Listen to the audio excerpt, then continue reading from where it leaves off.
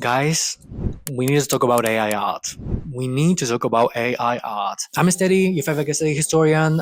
You know me from one of those aesthetic analyses that I do every couple of odd months, and then I disappear into thin air. So, because I do that, because those videos take me quite a while, I really wanted to introduce a kind of a new format when we get to sit down in my living room and have a little chat and have a little free flow of ideas and thoughts and opinions about, I don't know, whatever tickles my interest during particular week. My aesthetic lounge. That's a good name. That is a good name. That's a good name for a series. Okay, cool.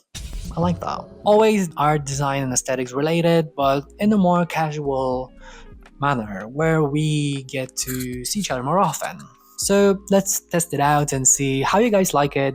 Do leave me some comments after the video so I get to know if it works, if it doesn't work, and we'll take it from there. But for now, what I would like to focus on is AI art, and specifically AI and art, design, and aesthetics. How it affects the creative industry, what will be possible outcomes, and what is my prediction about where things might possibly go with the use of AI as a normal tool of the everyday, which sounds insane, but here we are, 2025.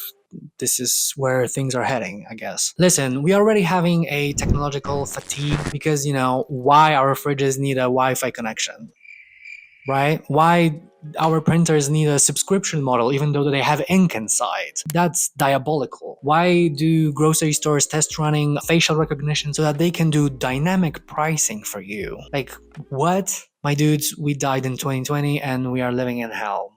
This is an aftermath. But anyway, so yeah, we do have a bit of a technology fatigue, and with AI on top of things will get much, much more fucked up. And we need to discuss these things, especially that AI practically affects almost every industry possible. Wherever you're working, chances are that they are shoving it down your throat. I can bet my bottom dollar that, this is the conversation that you are having once a week, even more so, but once a week at work, wherever you work. And also, AI itself, it's quite scary how quickly it got developed, right? We remember Will Smith only, I don't know, like a year ago with his crazy little fingers and that face that was all like distorted. And, it was satirical and it was surreal and it was funny in a way. But with it looking like this now, things are getting a little bit scarier. They do get a little bit scarier, I have to say, especially with OpenAI trying to develop itself into a full-fledged platform, rivaling Apple and Android, and obviously they will incorporate all of the AI services into almost any app possible. And also because younger generation uses AI not as a tool, but more as operating systems for their lives, which is quite scary because they are willfully giving away their own agency. But who thinks about these things when you're 12, right? So these things are scary because, they will have a problem with recognizing that it is not, in fact, Michael Jackson that is streaming a Minecraft game session with you on TikTok. And it will become an increasingly bigger problem. We already have a problem with our elders where, that's a whole different bucket. We're not gonna go there, but you know how they are, right? They see a walking, talking cat that has glasses and is juggling bananas, and they're like, "Oh my god, where can I get one like that?" Sweets, you've been on this earth for 70 years. What's up? Like, what's wrong, honey? How? So yeah, we have elders here and younglings here, and there's us in the middle of that shitstorm, just bracing ourselves. So yeah, apart from that being a whole problem, AI is becoming increasingly a problem in many, many ways. They are test running AI Minister, which asks a question about the legitimacy of political accountability. Who will get to pay for the mistake of AI Minister? IT department. Like, we've got Denmark that tries to introduce copyright to your own face. Sounds like complete sci-fi, but here we are, I guess. We have problem with deepfakes. There's this app called Sora, a social media platform that is AI run. You could create literally any kind of video with sound, any kind of narrative, whatever you want. Create videos with deepfakes of people that are long deceased, with public figures being put in very dubious situations. I said I need a steak bake. Give me a steak bake. Okay, just if you. I will not calm down. Up to a point where Robbie Williams' daughter is asking people publicly not to send her the depictions of her deceased father, which for obvious reasons can be disturbing for her. And that can be a future for many of us, and it's necessary to tackle those things. So, there are bigger problems than just art and design when it comes to AI, and I am aware of that. With that being said, I want to focus strictly on art and design aspect because this is something that I do. Okay, so why even talk about AI in art and design? First of all, as we know, it's not quite ethical because the way AI works is that it scrapes the internet and creates a very sophisticated pastiche of ideas that somebody else has already developed, things that are supposed to be original and unique. Obviously, it is a problem because it poses questions about ownership and about copyright and about plagiarism. Clearly abuses the free access to the free flow of art that is internet. And of course, there's this argument about accessibility that certain people might not be as talented as we are, might not be as gifted as we are, and there's always a limitation for them to create anything creatively. And now with the use of AI, they can just bypass that and realize their ideas without any prior education or acquiring any skill set, and they just can go off to the races. I'm not sure about how good the argument is because, what you might call accessibility, for other people it might be just faking results. But, still, many things that are AI generated are quite cool. Cool, quirky little videos like, I don't know, Harry Potter, but make it Bergheim, or Technicolor version of Disney fairy tales. It's, it's cool, it's great, it's fun, it's quirky, but it's just a social media content. So the main question is, do we mind AI in art on principle? Because if we do, then it doesn't really matter the details of to what degree we've used the AI in the creative process, if it's like a final outcome or if it's just like an idea generation, or whatever stage the AI is being used, we have a problem with it on a principle. We don't want it, we don't need it, we do not accept it, and it's just a matter of if it's there, then we're done. And I understand this approach. I understand why we would like to keep it pure because AI above anything else imposes the biggest question about art that we had so far in the history of our civilization, because it completely redefines what it means and how it's being created and how it's being cultivated. It essentially distills an essence of humanity and kind of puts it outside of human. We are being separated from the gift of art making, and it's scary. Because art was always intertwined with humanity. It's an expression of humanity through metaphor via certain medium, whether that be an emotion or that be some sort of meaning. It was always something in regards to human nature. It was within human nature to create art, and it was within human nature to traverse certain threshold in our spirits to connect with certain feeling of divinity and touch some perfection within us and create something that connects us with a viewer. And for a viewer to understand something about human experience itself, looking at art, it's essentially, art is humanity. And that is being severed for the first time in thousands of years. That is being completely severed. Now, art doesn't need to exist in a human. It can be outsourced, it can be distilled and algorithmically devised and pretend that it is a real thing. It is scary because it asks us to question the meaning of art that we had so far, and it questions our role as a creator. And people are understandably worried about this. It makes sense to be worried about this. You should be worried about this, actually. If you're not, then there's there's something deeply wrong with you. We can think about it in regards to different art forms, right? A movie. If you create a whole movie via AI, what does it say about the nature of the work? What does it say about all the people that used to be necessary in order to create this art form? How does it respect their craft by you using AI in such a way that it completely changes and erases their worth and value in the creative process of that art form? It is important to question the morality of such choice. It doesn't matter that this might be convenient, it matters whether it's ethical, because it's a very, very serious decision to be had, especially if you want to institutionalize the use of AI.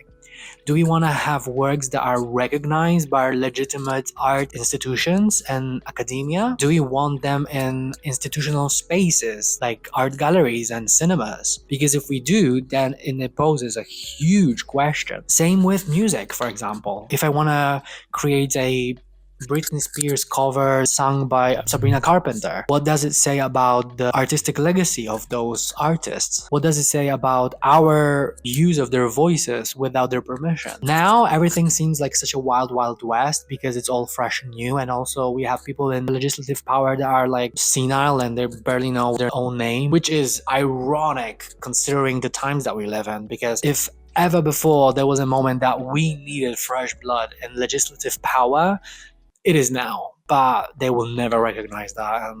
It's a different conversation that needs to be had, but let's not ruin anybody's mood any further, okay? So, it is a question of artistic expression, of ownership of one's voice, of one's image, especially if you're doing something with AI that is a final outcome. Same with like digital painting. Do you want a digital painting to be recognized by, I don't know, London National Portrait Gallery? Because if you do, what does it say about the nature and value of other contemporary artists to your work being displayed in such a space? So, I think part of the problem is definitions.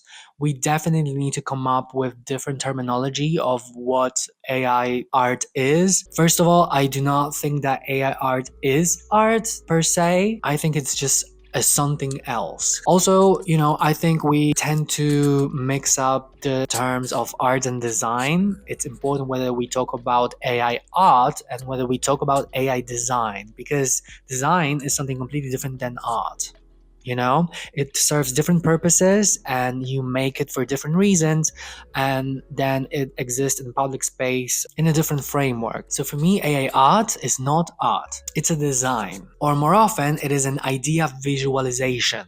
That's what AI art is to me. It's not a ready-made product, it's not a ready-made artwork, it's a simple extension of you having an idea. So you're not really an artist, you are a prompt maker. For me, AI art is not art, it's a concept art. Also, don't mix up concept art with conceptual art, it's something else, but just as a reminder. But concept art is not art, institutionally speaking. It's a supplement to a much bigger outcome. Just like think about concept art for Star Wars. Those images, as nice as they are not a final designation of what they were doing, designing the world building. It was just a supplement to visualize the look of the film. Same with classic Disney. When you look at the cells, the singular cell, even though that it looks like an artwork, it was never treated as such because it's just a form of train of processes to a final destination that is the final movie. It's just a decimal.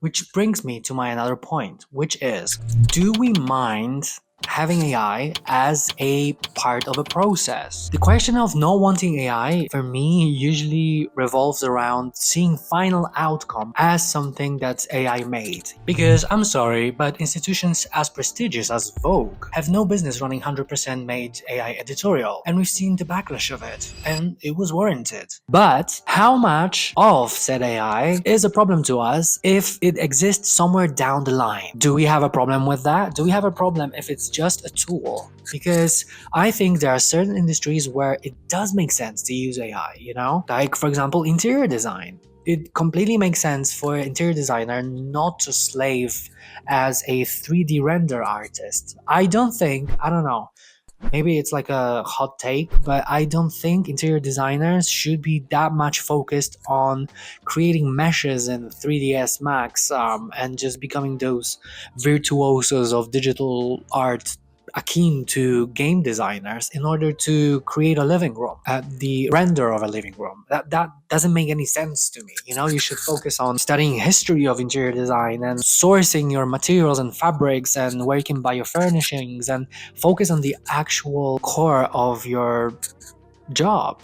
Editing aesthety here, I decided I want to test my theory because I just remembered that I do in fact have a design of a facade of an interior that I did some time ago. So I've seen this amazing Edwardian clock on a building in London and I loved it. I absolutely fell in love with this design. It's that clock here and it's so gorgeous, you know? It's like kind of Art Deco and it's very, very London in a way. One thing about me, I do love Art Deco and it got me inspired to do an interior where this clock would be placed. All right, wait up. Oh, no. So here it is. As you can see, the clock is in the middle. Then behind, it's very like a classical chamber kind of a thing. Like it could be a ministry or it could be like a set design. So what it is it stands on like this metal pedestal and behind it has like a diamond shaped mirror that's nested in a wall paneling. And down below there is a mantle. And on two sides you have curtains and then you have little pedestals with little like urns. So I took this sketch and I traced it in Illustrator. I added little decorative border around the windows. And yeah, just to clarify a little bit, to have like a neat line. And then I want to use Google Gemini to see if it's going to recognize those elements because, you know, it's pretty flat drawing. Like those lines here, that curtains, they're just lines, you know? So I don't know if AI will recognize that that indeed is a curtain and that indeed is a window pelmet. Window pelmet is that little box for curtains that sometimes we use in fancy interiors. And yeah, I just want to give myself a shot at interior design. So let's see. All right, so I'm uploading the image to Google Gemini as we speak. Render realistically, and let's wait.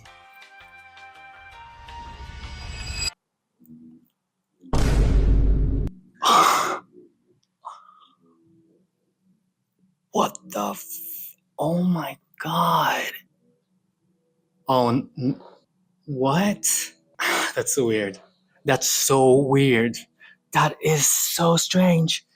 To see your little silly little sketch come alive in like this photorealistic way, it's crazy. It actually recognized. Okay, so he sees the windows. He sees that it's so insane. He does recognize the, like obviously the clock is there, but it did recognize this like metal pedestal and I actually imagine it to be this like this hollowed out metallic shape and it did recognize that and it's that's so crazy. Look at those urns. Look at those colors. Like they're very period appropriate as well. Like this like dusty blue with brown and the golden curtains. Even this little leaf border thing that I've done, it did recognize that. It added the sconces, which like he was like, listen, let me do a little extra for you.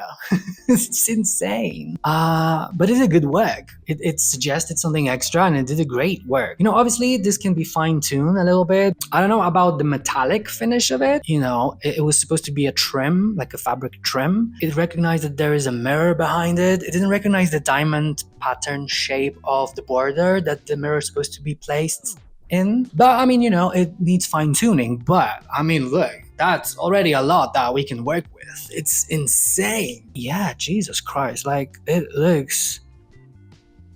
it's so crazy to see it. Sorry, I'm going to play around with Gemini for the rest of my week because goddamn dudes, like I do have some more ideas that I want to do, like oh my god.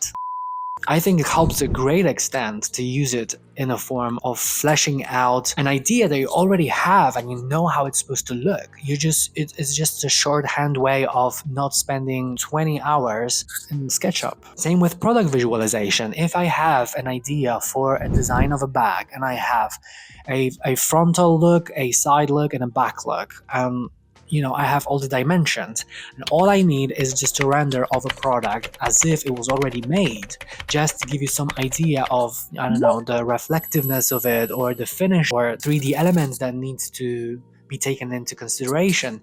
that also helps, you know? What I believe is that you really need to have already some sort of expertise and some sort of knowledge and education in design in order to create something truly interesting through AI. Because it's not enough to just prompt anything and have something of substance. Many things people are visualizing that are just great, they're amazing ideas, and you can tell that it's just purely conceptual. Like there's this guy who envisions those like Baroque cathedral that inside they have this amazing swimming pools. So how should he go about making such thing without AI? Should he build a cathedral and actually fill it with water? Should he become an, I don't know, special effects designer and work for film and TV? Should he be a, I don't know, digital painter to do that? He only had a concept in mind. He doesn't want to be a photographer, say, like, I'm assuming, but let's say he doesn't want to be a photographer. He doesn't want to be a painter, a digital painter. He doesn't want any of these things. He just had a solid idea and all the parameters in his mind that he would use in order to craft a very, very specific look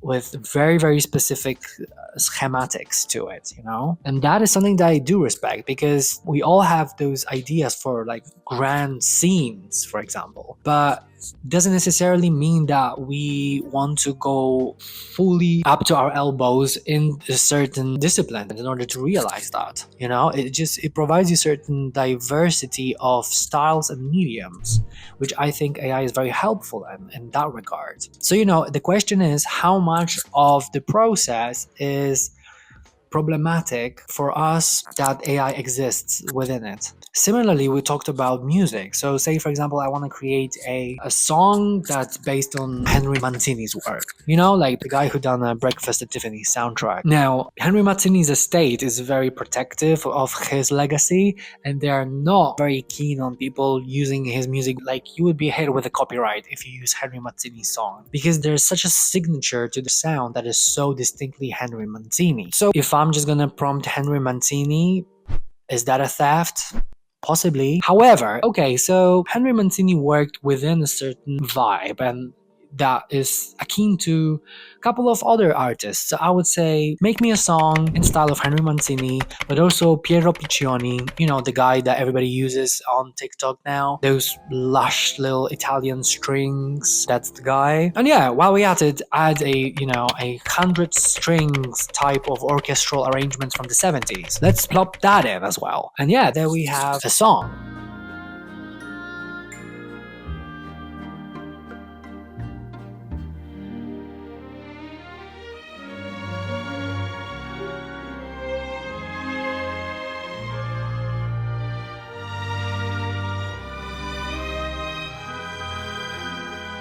Also similar to Henry Mancini, but not strictly using just him in the learning method. So while the first one is intellectual property, the other one is a style, is a genre, it's an aesthetic. Couple of artists dabbled in particular mood, in particular tone, and in certain key, and they have string arrangements, and now you're just doubling in the genre. You're just doubling in particular style that is a movement rather than somebody's personal signature. Is that theft? Would it make any difference if I would spend 100 hours in GarageBand and taught myself instruments and use those people as, you know, great masters of mine, and me trying to replicate their work so I can acquire the essence of what I like in those songs, and by using those examples I am learning by their works and finally can fine-tune a pastiche-like sound that I liked in the first place?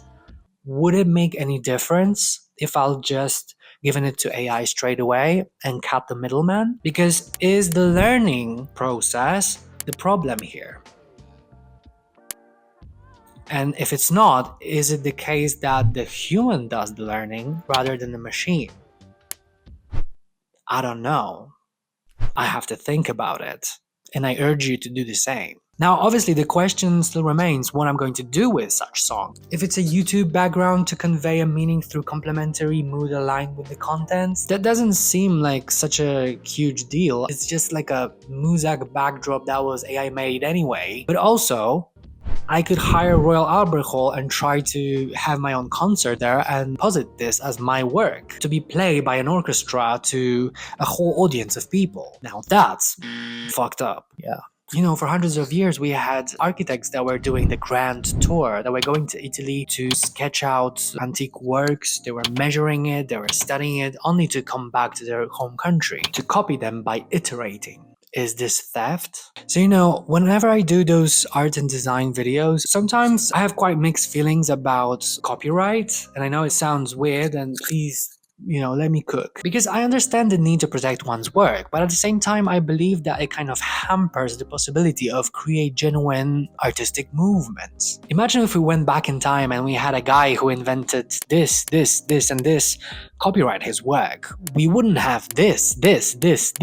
You know what I mean? Or the guy who created this like smoky style Art Nouveau swirl. We would miss first part of the 20th century of art in almost every European country. That was great because it could traverse from one artist to another, from one country to another, to create iteration with each person, with each national identity of particular country. We had those naturally occurring forms of imitation that was a form of flattery, right? As the quote goes, imitation is the sincerest form of flattery. And you can argue that what we're talking about here is decorative art. But I believe that social media made a fine art a decorative art of our identities. A form of identity expression by patchwork of art as references, by adorning us in a cultural display, content devoured art. You know what I mean? Just think of the massive shift that happened to photography within last 25 years. Where is Anne Leibovitz's caliber of photographer these days, if it can be supplemented with a teenager with an iPhone 17? In everyday life, photography is not art anymore. It's a currency by which we stimulate the algorithm to expand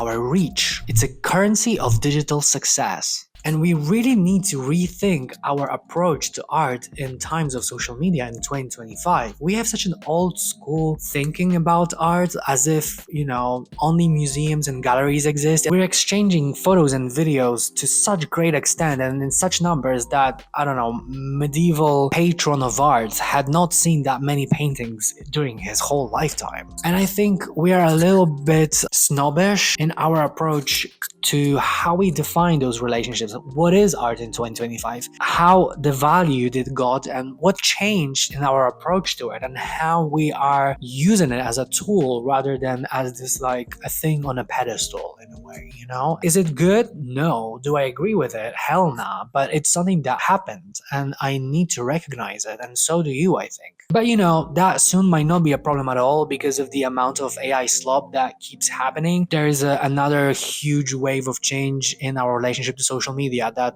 will happen eventually, and it is coming because now, since you cannot trust the imagery and video anymore, we will clearly need some form of getting back to the traditional media format where we will be needing curators who will be responsible for sifting through all the slop that is poisoning the well of our internet. We can kind of see it already on Instagram. We can see so many accounts that are being run like a magazine, like when you see the way they post, it does have an editorial format. Maybe we'll start reading magazines again. We're missing the Y2K times and how things were more iconic, and but there were reasons for that.